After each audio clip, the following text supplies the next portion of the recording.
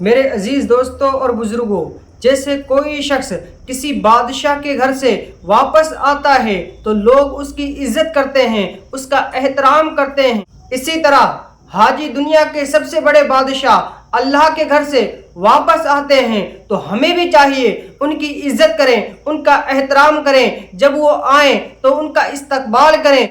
اللہ کے گھر سے واپس آتا ہے، اس نے خانہ کعبہ کو اپنی ماتھوں کی آنکھوں سے دیکھا ہوتا ہے اور روضہ رسول پر حاضری دیتا ہے، عرفات کے میدان میں کھڑے ہو کر اللہ تبارک و تعالیٰ سے دعا کرتا ہے، آنسو بہاتا ہے، اپنے گھر والوں کے لیے دعا کرتا ہے، اپنے دوست و احبابوں کے لیے دعا کرتا ہے، اور جس نے دعا کی درخواست کی ہوتی ہے سب کے لیے دعا کرتا ہے اور اپنے گناہوں کی معافی مانگتا ہے۔ جب ایسے خوش نصیب انسان گھر آتے ہیں تو ہمیں چاہیے ان کا استقبال کریں۔ سب سے پہلے ان کا استقبال کریں، پھر مصافحہ کریں اور پھر دعا کی درخواست کریں کہ ہمارے لیے دعا کر دو۔ اللہ تبارک و تعالی حاجیوں کی دعا قبول فرماتا ہے، پھر اس کے لیے دعا کریں اللہ آپ کا حج قبول فرمائے، آپ کی دعائیں قبول فرمائے، اللہ تعالیٰ آپ کے گناہوں کو، صغیرہ کبیرہ گناہوں کو معاف فرمائے۔ حاجیوں کے استقبال کی ایک رسم نہیں بلکہ یہ اللہ کے مہمان کی عزت کریں۔ وہ ابھی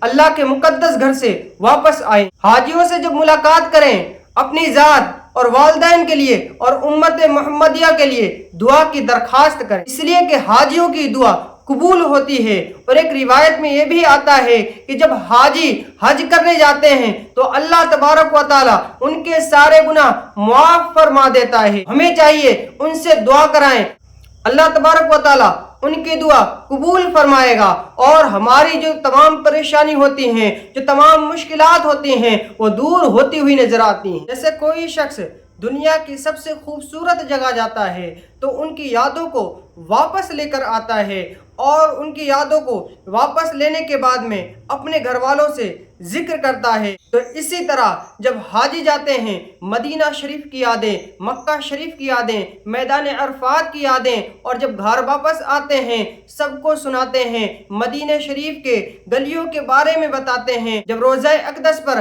حاضری دیتے ہیں وہاں کے نظاروں کو بتاتے ہیں اور لوگوں کو ترغیب دیتے ہیں، کہتے ہیں کہ مدینہ شریف جاؤ، اس لیے کہ جو شخص مدینہ شریف جاتا ہے اللہ تبارک و تعالی اس کے سارے گناہ معاف فرما دیتا ہے۔ تو ہمیں چاہیے حاجیوں سے محبت کریں۔ کوئی طالب علم پڑھائی کر کے آتا ہے یا کوئی ڈگری لے کر آتا ہے تو اس کے ماں باپ خوشی مناتے ہیں اور ایک جشن مناتے ہیں، اور منانے کے بعد میں اپنے بیٹے کا استقبال کرتے ہیں۔